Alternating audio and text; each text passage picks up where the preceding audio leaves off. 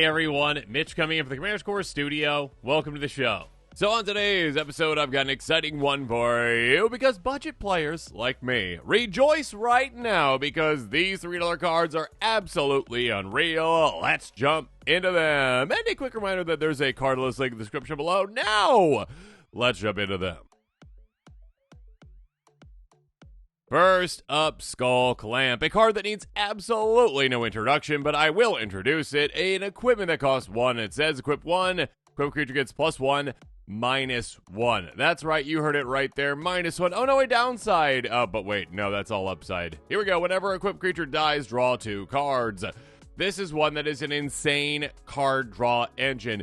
Yes, on an equipment. It is basically a one-of-a-kind card that, again, when they designed it, they're like, well, it's a very powerful card, so let's limit it. Okay, all right, we're going to give it a -1. It's actually a really good thing because now all of a sudden you're like, all right, just have a bunch of like little 1/1 soldier tokens. Okay, pay 1 mana. All right, you're gone, I draw 2. Pay 1 mana. All right, you're gone, I draw 2. Pay 1 mana. All right, you're gone, I draw 2. Yeah, this is absolutely insane efficiency. I mean, of course, you can use it in equipment decks as well, especially ones that can equip it for free into things. They are insane. But yeah, a go-wide strategy and a risk-grad style strategy, any kind of strategy that wants a lot of card draw, you're going to be able to get it with this kind of a card. Pick it up. A slightly different card, though. If you are a player who plays colorless decks, or if you have never ventured into colorless decks and you've always been interested to do so, maybe Forsaken Monument can convince you because this is an insane card. $2.87 for this gem. Ledge Artifact for 5. Colorless creature you control get +2/+2. That's nice. Where you tap a permanent for colorless, add additional colorless. That's nice. Where you cast a color spell, you gain 2 life. That's okay. Now, here's the thing with this one. I mean, that's nice too. Here's the thing with this one. I mean, this just gives you a bunch of different things that normally would cost about that much mana anyways. Like an Anthem for your creatures, that's +2/+2. Yeah, I mean, what? Dictate of Heliod is 5 mana as well. Sure, that has flash, but okay. This also just doubles up your colorless mana, essentially. Gives you an additional 1 for each one you're tapping. Absolutely crazy. That's already worth the cost, essentially, right then and there. And, of course, just padding your life total, why not? Now, again, this is specific for specific decks. It's colorless. That being said, if you're playing colorless, just slap this in the deck and say, yeah, here we go, all right. We are going to have a lot of fun with all this value. Moving on, a card that has been here, there, and everywhere when it comes to price, Beastmaster Ascension. An enchantment for 3 mana in green. Whenever a creature you control attacks, you may put a quest counter on Beastmaster Ascension. As long as it's got 7 more quest counters on it, your creatures get +5/+5. Just talking about how, 5 mana for an Anthem that gives +2/+2 is not bad at all. And this one's like, you know what? It might cost you just a little bit more than 5. Oh, wait, no. Less. Oh, wait, yeah. It gives +5/+5 and it costs 3 mana. Okay, there is a requirement, sure. But in any kind of a go-wide strategy, I mean, this could just be 1 attack. You can literally just go play this. All right, cool. Yeah, I swing with my army. Okay, awesome. All right, that's 7 counters. Cool. All right, yeah, they all get +5/+5.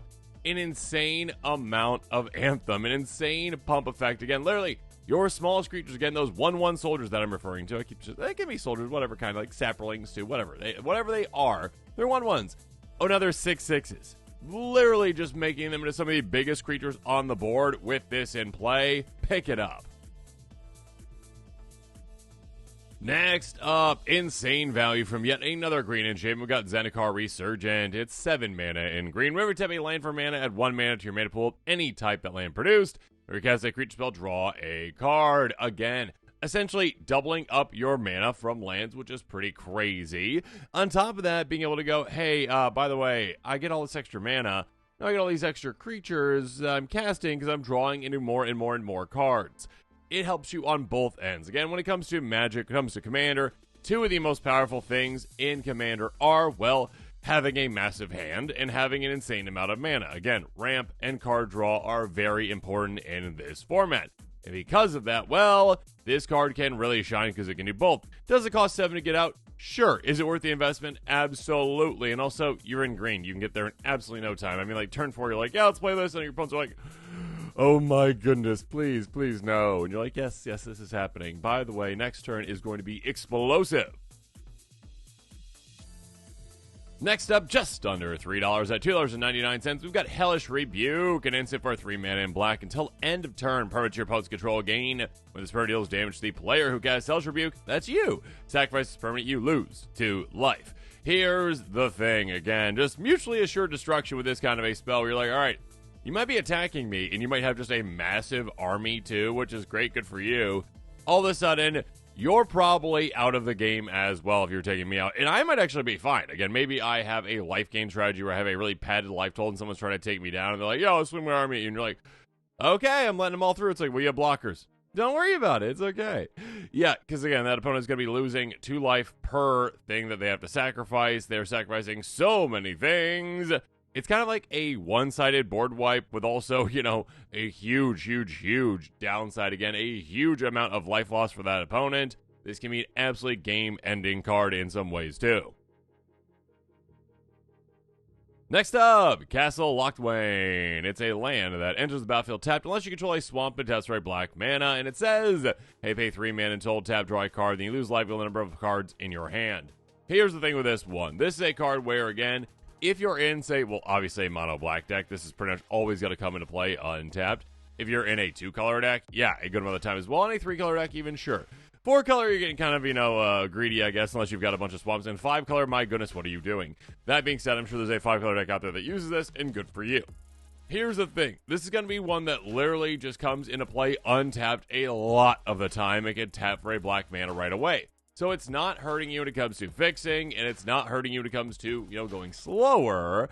So it's a very efficient card when it comes to that. And also it's just like, hey, you know what? You want to get some card draw off of a land? Yeah, that's quite good when it doesn't take up a spot in your deck. Yes, is there a life loss component to it? Sure, but we're playing Commander, okay? We're okay with losing like 3, 4, 5 life, whatever, every now and then when we need to. Again, in a desperate situation when you're like, okay, I need to draw a card late in the game, you're willing to do it.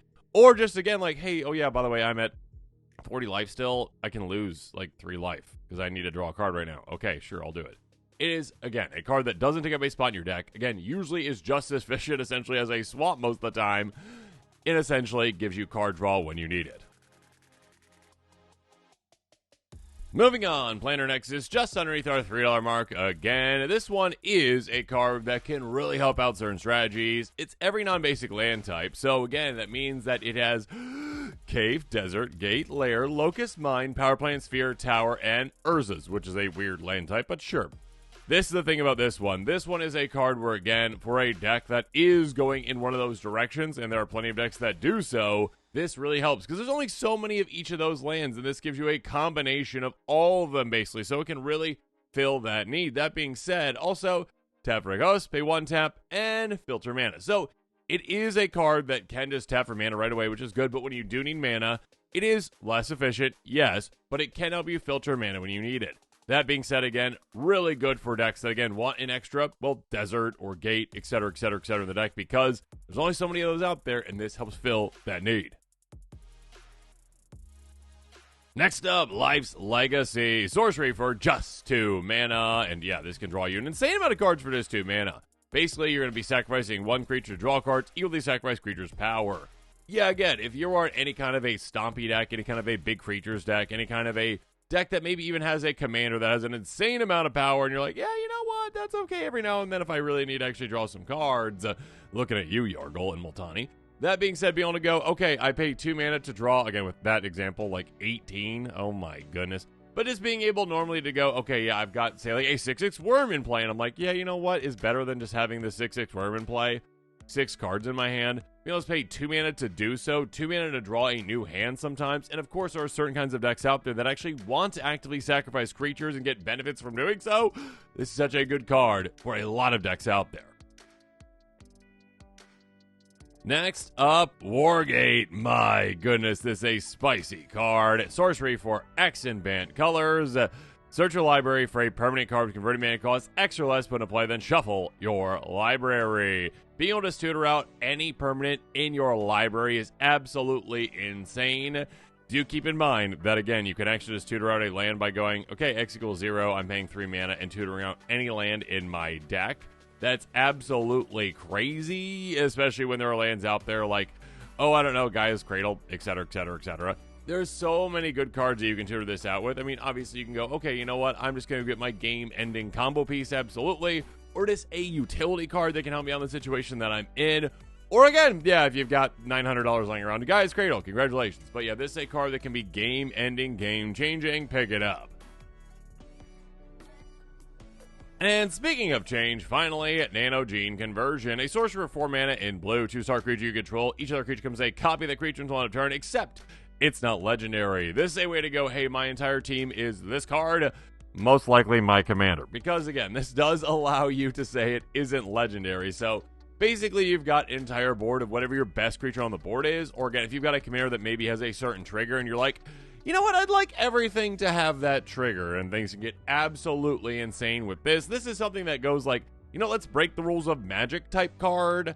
It is a card that can really change the game, and for ones that, again, can go wide and then want everything to turn into the best thing in the board, you can do so. Take advantage of it. Pick it up. And with that, this episode is coming to a close. Make sure you comment below with your thoughts on it. And of course, as always, thanks again, and have a good one.